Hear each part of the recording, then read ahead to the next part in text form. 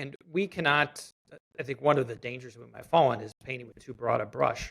I'm not saying, largely speaking, crypto is going away, but there is still, number one, there are still a lot of meme coins who are getting drug along with this.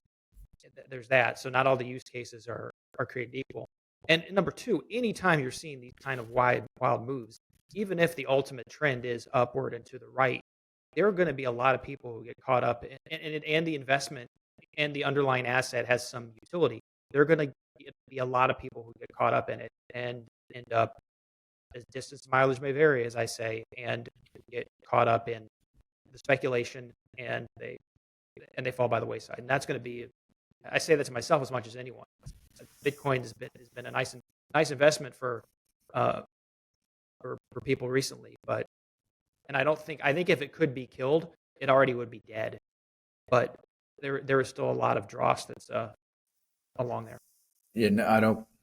I mean, I think it's not going away, or at least the phenomenon is not. Bitcoin's not going away. The phenomenon is not going away. The real use cases are clearly not going away.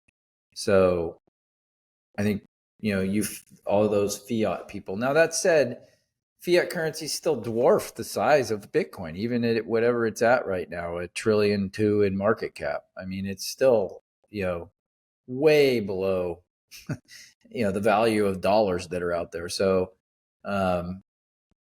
it's got a long way to go, but I'm not sure that it is, and I don't think it needs to be it. In other words, I think there can be many different and there will be many different cryptocurrencies, if you will, that are used as a medium of exchange eventually that end up solving the problems that Bitcoin doesn't solve. Bitcoin was created for the purpose of being an alternative to the debased currencies, fiat currencies that we've watched for 100 years do nothing but get crushed by politicians and policymakers that have done this to us, basically. And so more power to it. That's why the policymakers hate it for the most part. Well, and you touched on it earlier, but Bitcoin is still a long way away from being something that's used in everyday transactions, number one. But number two, I've always said a lot of the value, I shouldn't say I've always said this, but once I got over my initial skepticism with Bitcoin and now been more accepting of it, I would say that a lot of the value in Bitcoin is that it's not about what it is, it's about what it isn't. And that is an inflatable US dollar. It is self-limiting.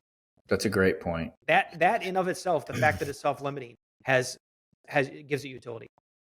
So. Right. Or I should say utility value. So yeah. And so I think it's proving its point. But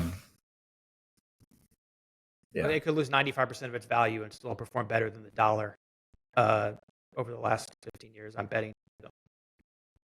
That's probably right. Well, maybe not 95%. But I mean, when it came down, it wasn't even close to that. I mean, as far as how much it came down.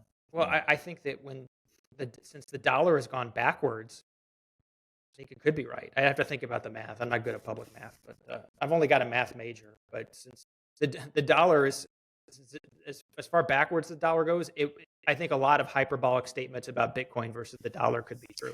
Well, certainly from the beginning of Bitcoin, you're right. It could go down 95%, and comparative to dollar, it would still be a considerable benefit. But anyway, it's not going away, but more importantly, the whole blockchain crypto ecosystem is not going away, and it's finding more and more use cases. I think, yes, dismissing it as a fad, do at your own peril. Yes. You may not like it, but do at your own peril.